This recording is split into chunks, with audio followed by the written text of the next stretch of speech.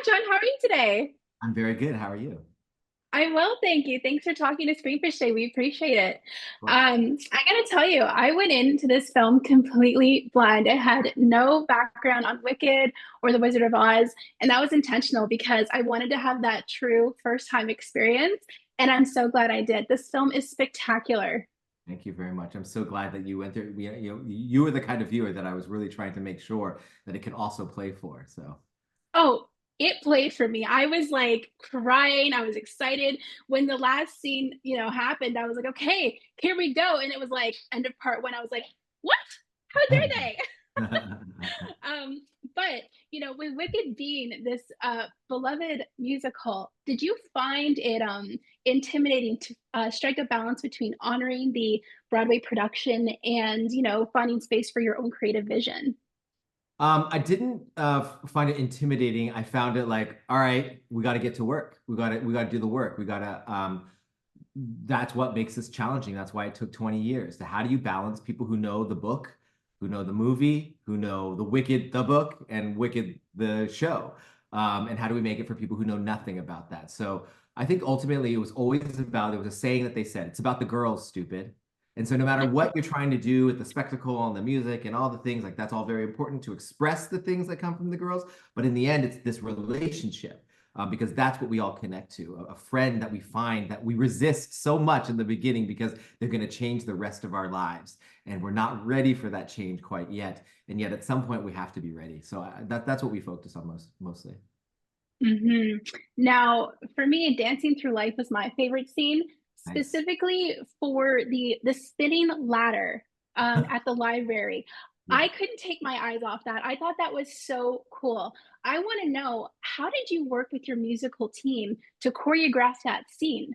Yeah, it was very difficult. There's a lot of pieces to that. It's not just like that exists and we could just go into there. We didn't know, even when we built it, we had three independent shifting chambers and plus these ladders, not just one ladder, but three ladders that have to actually work, that have to be safe. Because if you get caught in between two, could it cut off your head? Like there's all these sorts of questions. But our great choreographer, Chris Scott, and his team, and our engineers and our special effects team who had to build the thing, we worked really closely together, and that's beyond just even production design of how you make it make sense. Like, oh, it's a bookshelf that's in this place, and costumes that they need to be able to wear shoes and clothes that fit into this environment in this world.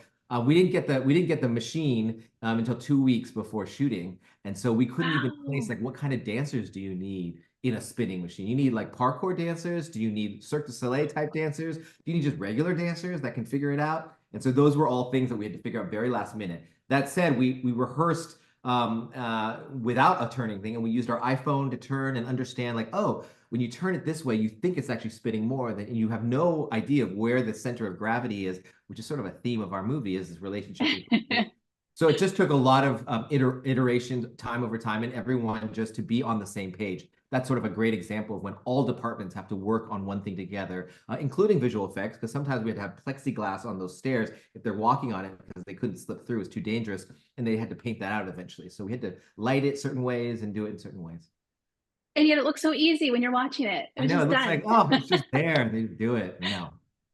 Well, staying on the topic of design and practical effects, I want to talk about, the visual language of Oz and Shiz University. It's thematically tied to Galinda and Alphaba's, evolution and journey together and separately. What was the process of you connecting our stories to this magical world?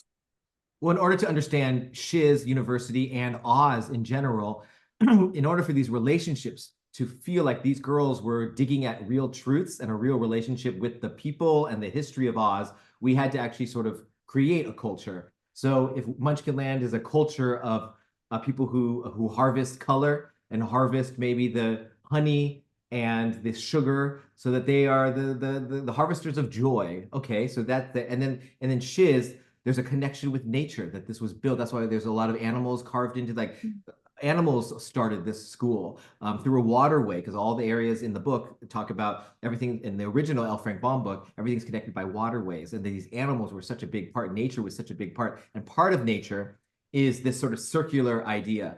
that everything seems to be in a sort of perfect circle. So we integrate a lot of circle. Although nature itself is not a perfect circle, it has sort of swishes and ends and beginnings and re-beginnings and rebirths.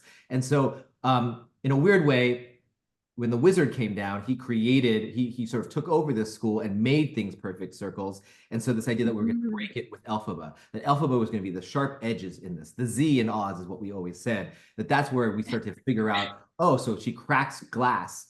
So it has these edges to begin. The hat is pointy in it, and even in the turning tornado wheel, as we call it in the library, that those ladders actually make a Z over time in the numbers. Mm. So that's in terms of the visual language that we needed to dig deep into what this meant, so that in the end of this movie, that by her breaking this circle, it was like, hey, you need to have both. You need to have the both circular side and you need to have the edges side, because the only way you rebirth is have the difficulty of breaking and putting yourself back together. Brilliant. John, thank you so much for talking to us today. It's a treat. Thank you for the movie. It was amazing. Can't wait for part Thank two. you. I'm so glad you got to see it. Enjoy it.